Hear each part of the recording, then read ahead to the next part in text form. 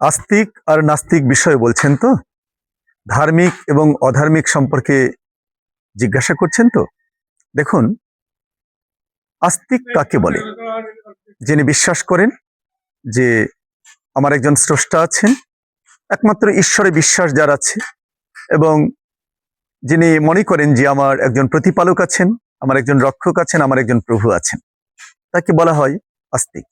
আর নাস্তিককে, যিনি ঈশ্বরে বিশ্বাস করেন না, তার মতে এই সমস্ত কিছু প্রকৃতির গুণ অনুসারেই নির্মাণ হচ্ছে এবং প্রকৃতির কালের আবর্তে সবকিছু ধ্বংস হয়ে যাচ্ছে। মজার ব্যাপারটা কি জানেন? যে আমরা এই ধরাধামে, এই পৃথিবীতে আসবার আগে কোনো একটা জায়গায় ছিলাম, কিন্তু কোথায় ছিলাম তা কি আমরা জানি? জানি না। আবার এই পৃথিবীতে একটা সুনির্দিষ্ট কাল, সময় অবধি আমরা অবস্থান করব, তারপরে আবারও আমাদেরকে এই সুন্দর পৃথিবী ছেড়ে চলে যেতে হবে। কিন্তু যাবোটা কোথায়? সেই স্থানটা কোথায়? সেই ঠিকানাটা কি আমরা জানি? না, তাও জানি না। আমাদের সেই ধরনের কোনো নিশ্চয়তা নেই, আমরা কেউ সঠিক করে বলতে পারবো না যে আমরা কোথায় যাচ্ছি। এখন এই যে ধার্মিক ব্যক্তি এবং অধার্মিক ব্যক্তি, আস্তিক এবং নাস্তিক, উভয়ই কিন্তু এ ব্যাপারে কিছু জানেন না। শুধুমাত্র জানেন না কেউই, তবে আমরা এটা বিশ্বাস করতে রাজি নই যে আমরা জানি না। আমরা এটা স্বীকার করতে চাচ্ছি না।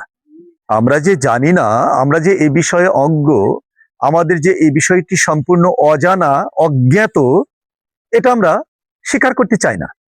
এটা নিয়েই হচ্ছে আস্তিক এবং নাস্তিক, ধার্মিক অধার্মিকের মধ্যে দ্বন্দ্ব এবং কলহ সৃষ্টি হচ্ছে, মতানৈক্য, মতবিরোধ সৃষ্টি হচ্ছে, আর্গুমেন্ট এসে দাঁড়াচ্ছে তাদের মাঝে, এবং এটা নিয়ে অনেক সাংঘর্ষিক একটা অবস্থার সৃষ্টি হচ্ছে। এখন দেখুন, এই যে ধার্মিক ব্যক্তি, আপনারা হয়তো জিজ্ঞাসা করতে পারেন যে আমি কোন দলের মধ্যে যাব, তাই তো? আমি কিন্তু ঈশ্বরে বিশ্বাসী, নিঃসন্দেহে 100% আমি বিশ্বাসী। হয়তো বলবেন, আপনি কি ঈশ্বরের দর্শন পেয়েছেন? না, জানি না।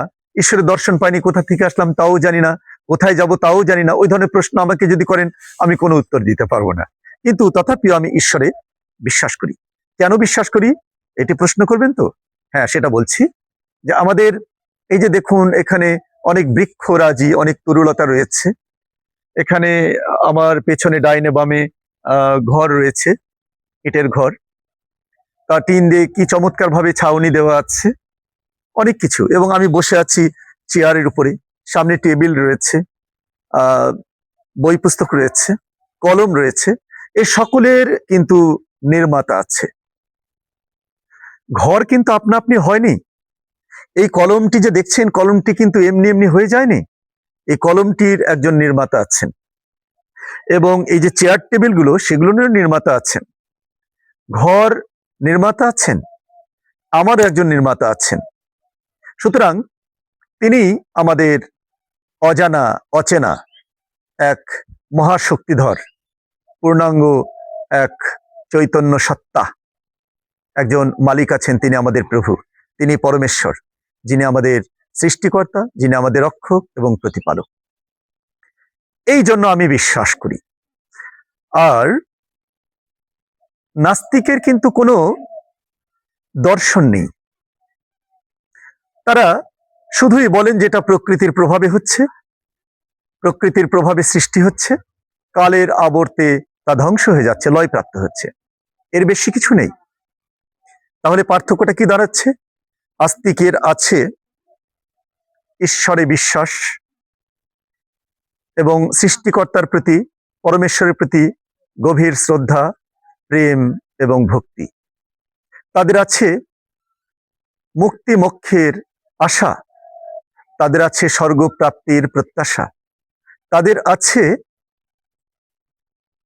পরমেশ্বরের নৈকট্য লাভের তথা ঈশ্বর প্রাপ্তির এক পরম আনন্দ। শুধু দর্শক শ্রোতাবৃন্দ, বিষয়টি আপনারা নিজেই ভাবুন, বুঝুন, আর স্বয়ং বিচার করুন। দেখা হচ্ছে পরবর্তী ভিডিওতে। আপনারা ভালো থাকুন, সুস্থ থাকুন, অনেক ভালো থাকুন। ধন্যবাদ সবাইকে।